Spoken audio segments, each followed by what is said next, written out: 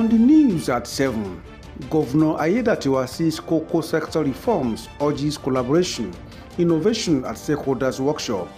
Federal government inaugurates NYSC Reform Committee, introduces teachers medical corps. Bamboo factory operations get underway in 8 Nigerian states. And from the foreign scene, US, Canada move to tighten bilateral relations after months of trade tension.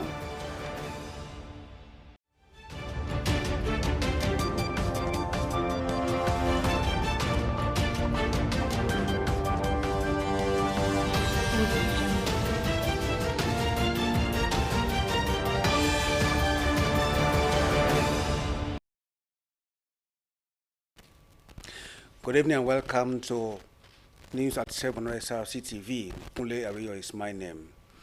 Ondo State Governor Lucky Aiyedatiwa says all hands must be on deck to tackle challenges hindering cocoa production, which continue to limit the economic potential of the state and farmers. Speaking at a 2-day National Cocoa Stakeholders Workshop and Excellency Award in Akure, Governor Aiyedatiwa said his administration is working tirelessly to sustain and expand effort at enhance cocoa output in the state. Our Government House correspondent to Haban Colin now report. At the International Culture and Events Center, the Dome in Akure, key players in Nigeria's agricultural sector converged for a 2-day National Cocoa Stakeholders Workshop and Excellency Award.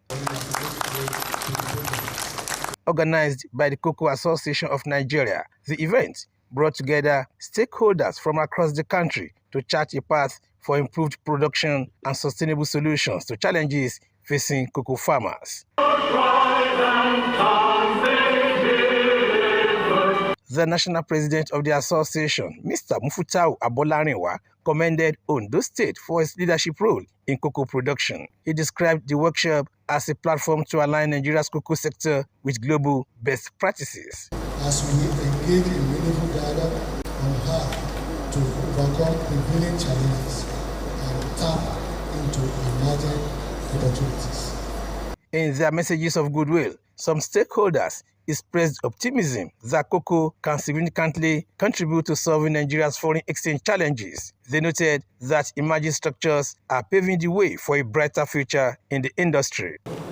We should be the leading force, considering our population and our size. This year, deforestation, free cocoa production, and improved trade practices through adoption of a sustainable national traceability system, key to industry growth and development, could not be more appropriate or timely. With Mr. President's 7-point agenda, which is the key is diversification to the non-oil export, which is very, very pertinent to Nigerian growth. You will agree with me that the governor of Ondo State is the best, the cocoa-friendly governor of the year. I think we need to talk to other governors to borrow lift from what Ondo State is doing. Addressing the gathering, Governor Aiyedatiwa called for innovative and collaborative approaches to overcome key challenges, including the effects of climate change, inefficiencies in the value chain, poor succession planning, and inadequate data management. Many cocoa farms in Nigeria are aging. From the days of Awolowo, growing cocoa, and for so many years, the same farm, and some of our farmers are very old, and the younger ones are not ready to embrace this. And here in Ondo State, let me also add, lack of graders. We have limited staff, younger ones, all those that have employed before now, they are getting old and some have retired. And we don't have enough staff as graders. And for us, we are going to recruit additional hands to staff. The governor outlined various interventions by his administration, such as the distribution of free improved seedlings and fertilizers, farmer training and capacity building, and improved access to markets and finance. Ondo states remain the leading cocoa producing state in Nigeria, and we recognize the industry's potential for economic growth, poverty reduction, and sustainable development in our dear state in particular, and our country Nigeria in general. I know cocoa is one of the leading products, apart from oil, in our export to generate foreign earnings. He commended the national body for hosting the workshop in Ondo State and urged participants to engage actively, exchange ideas, and develop strategies for sustainable cocoa production. The workshop continues on Thursday with technical sessions, stakeholder engagements, and discussions focused on long-term growth and innovation in Nigeria's cocoa industry. From the International Culture and Event Center, the Dome in Akure, Wahab Bankole, Osrc News. Also, the Ondo State government has reiterated its commitment to ensuring food security across the state. Governor Lucky Aiyedatiwa spoke at the commemoration of the 10th anniversary of Ondo State Agricultural Commodities Association, Osrc, held in Akure, the state capital. Government House correspondent Zimo Ebiemi brings us the details in this report as presented from our studio.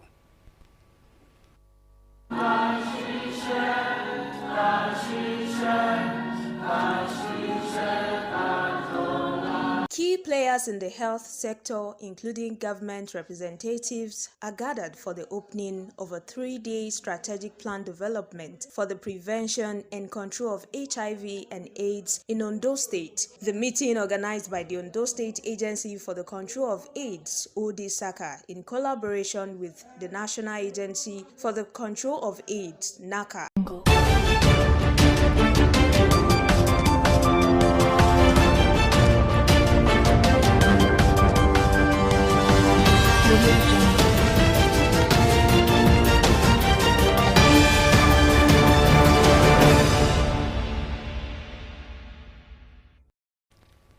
We sincerely apologize for that mix-up. Fruit, often referred to as pure delight, are packed with essential nutrients, vitamins, and minerals that offer immense health benefits. Despite rising prices, fruit sellers and buyers in Akure, the Ondo State capital, sales have continued to grow, driven by increasing awareness of the health benefits of regular fruit consumption. Our correspondent Abidemi Akinrotoye has details as presented from our studios.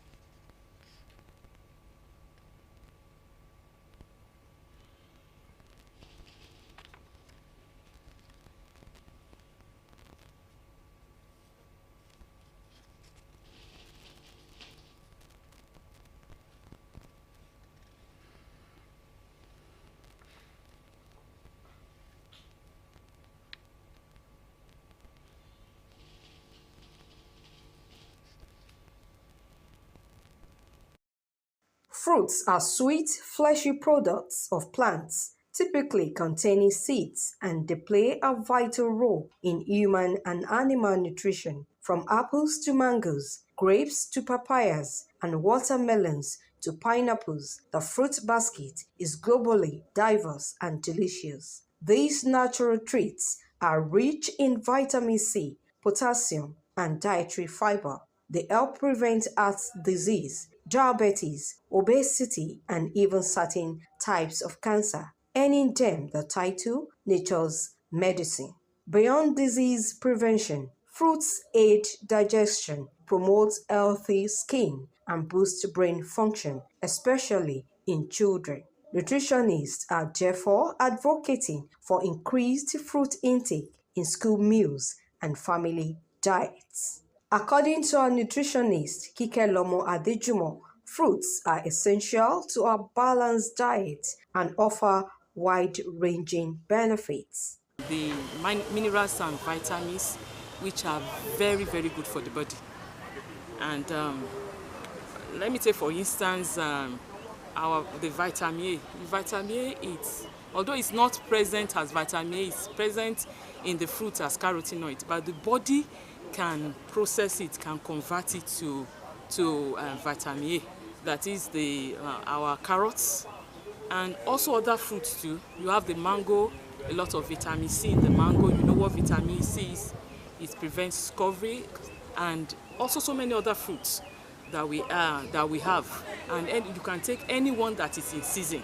So majorly they contain minerals and vitamins. And minerals and vitamins are known as eating hunger. Majorly in this part of the world, we don't see fruits and vegetables as food, but they are food. And a fruits buyer, Kafayat Akinrotu, said if every Nigerian eats fruits regularly, hospital visits would drop. She said the benefits are not only health-related, noting that eating local fruits also supports farmers and boosts rural economy. Benefit of food in my body is because it gives me vitamin and it makes my body to be fresh. Then I love eating fruit because it gives me more appetite to eat more. Fruit vendors said these crops are not too expensive because they are grown in Nigeria. The watermelon is like 3,000, but now 3,500, 4,000. So the market is cost now. But people, they are coming. The customers, they are trying. They are buying in quantity. Market fine, as I can say. Fruits remain one of the most affordable and accessible defenses against poor health. Experts say for anyone seeking natural way to stay healthy, the first step is simple: add more fruits to your plates.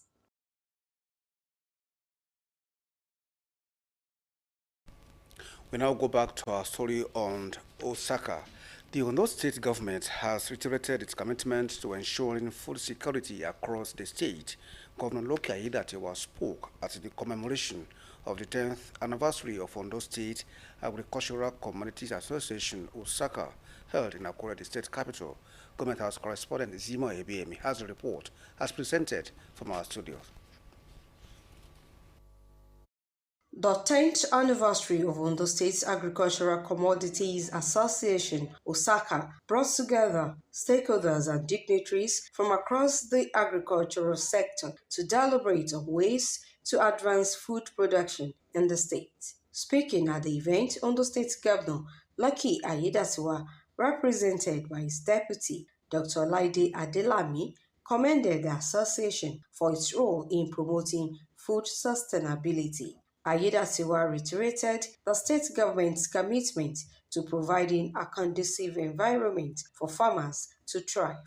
Osrc has been with us for some time, and it has made significant strides in the agricultural value chain in our state.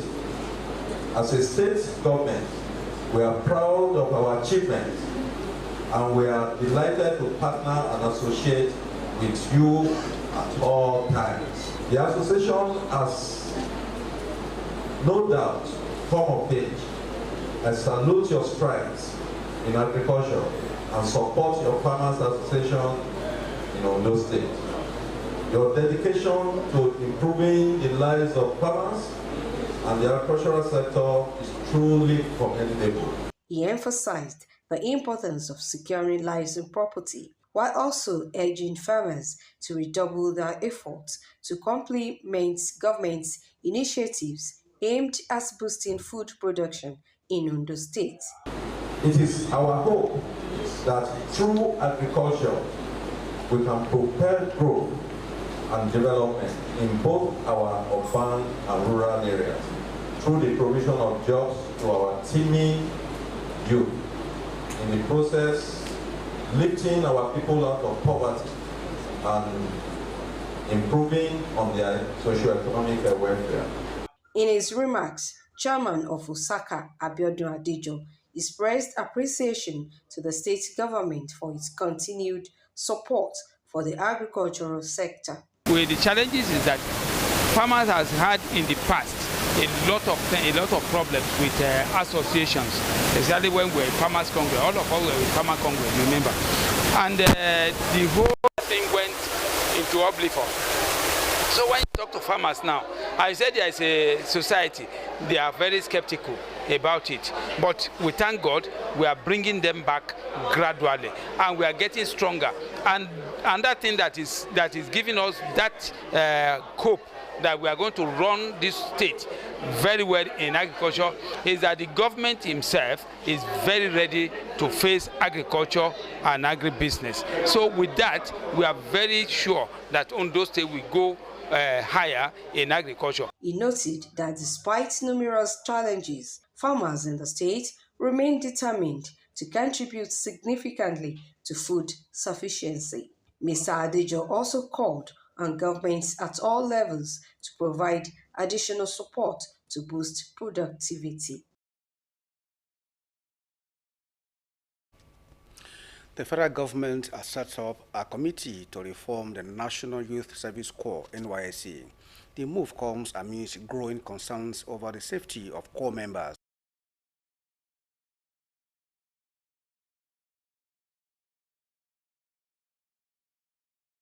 Olawande, at the inauguration of the committee in Abuja, said the NYSC has united the country and empowered young people since its launch in 1973. According to the minister, the goal is to make the scheme stronger, more useful to national growth, and better suited to the needs of Nigerian youth. Oyewande, who acknowledged pressing challenges of corps members, noted that these challenges also present opportunities that require urgent, visionary, and determined action, which opens door for bold reforms.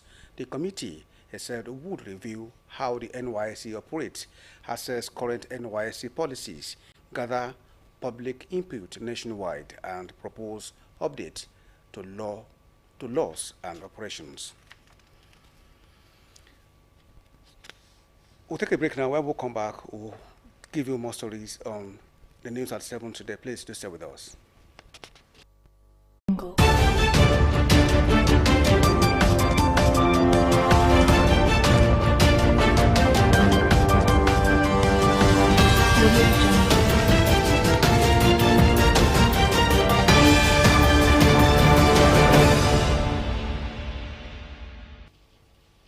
Welcome back. You are still watching the news at 7, and you can also watch us live on our website www.osrc.ng or follow us on Facebook at Osrc TV, and on YouTube you can subscribe to our channel on Osrc TV Ondo. More than 1.5 million candidates who sat for the 2025 Unified Tertiary Matriculation Examination (UTME) scored below 200. According to new data released by the Joint Admissions and Matriculation Board (JAMB), only about 420,000 of the nearly 2 million candidates surpassed the 200 mark in this year's UTME. In this report, Osrc's Blessing Obe examines how the 2025 results compare with previous years and the growing national concern over economic performance. Her report.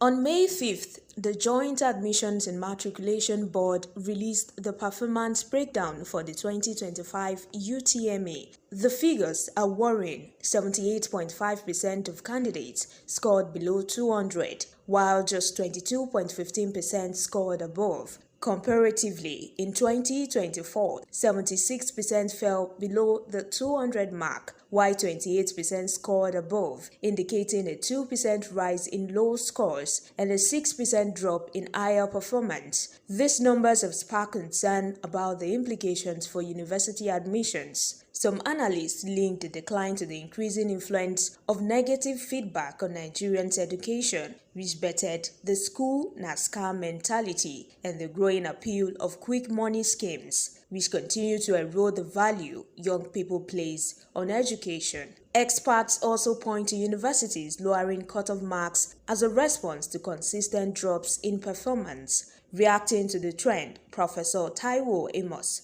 Deputy Vice-Chancellor Academics at the Federal University of Technology, Akure, blamed the outcome partly on rural to urban disparities and unequal access to digital learning tools. He also expressed concerns about the dwindling quality of applicants. We have about 50% who have got some level of passes, which is not good for us anyway, because those who have above 200, which is 50%, are less than 22%, which is not a very good one for us. But like I said, generally the standard has not changed. It might be the quality of our applicants that is diminishing, but in terms of standard, we have not diminished a standard. And again, we have to maybe comment JAMB too, because it's likely that JAMB is more strict. That is, the integrity is by and large getting better. Other educationists have noted a sharp decline in students' interest in academics, blaming distraction from social media and screen addiction for the falling standards. That kind of failure is not all connected to the introduction of the children to IT, to technology, because they are not using it resourcefully.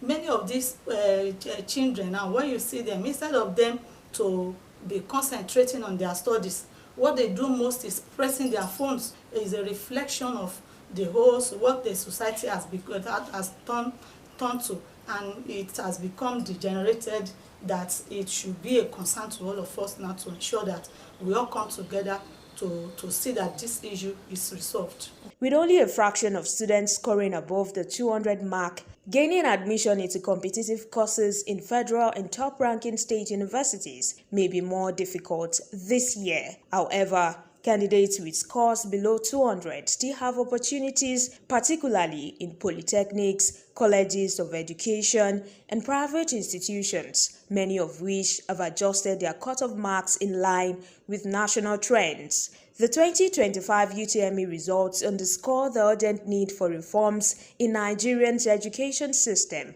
Stakeholders are calling on parents, teachers, and the government to reignite academic enthusiasm among students and restore faith in education as a pathway to personal and national development.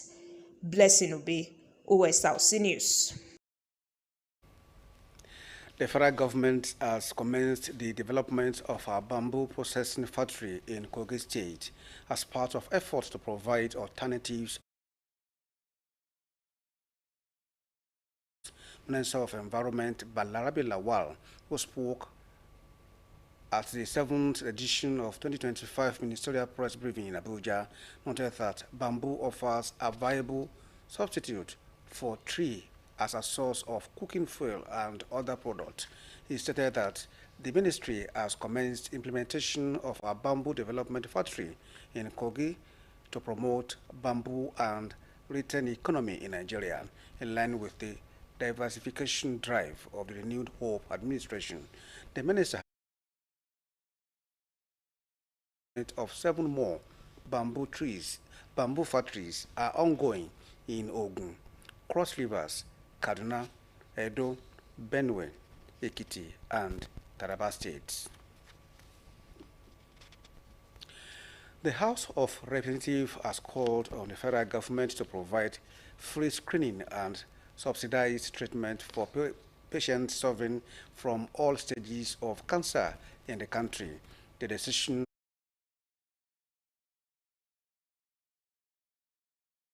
motion sponsored by the member representing Ibarapa Central Ido Federal Constituency, Oyo State, Aderemi Oseni. Speaking on the substance of the motion, the All Progressives Congress lawmaker described cancer as a major public health challenge in Nigeria, with many patients unable to afford treatment due to the high cost. He therefore called on the federal government to establish more cancer treatment centers, as well as the procurement of more radiotherapy machines, advocacy for free and early screening for cancer patients.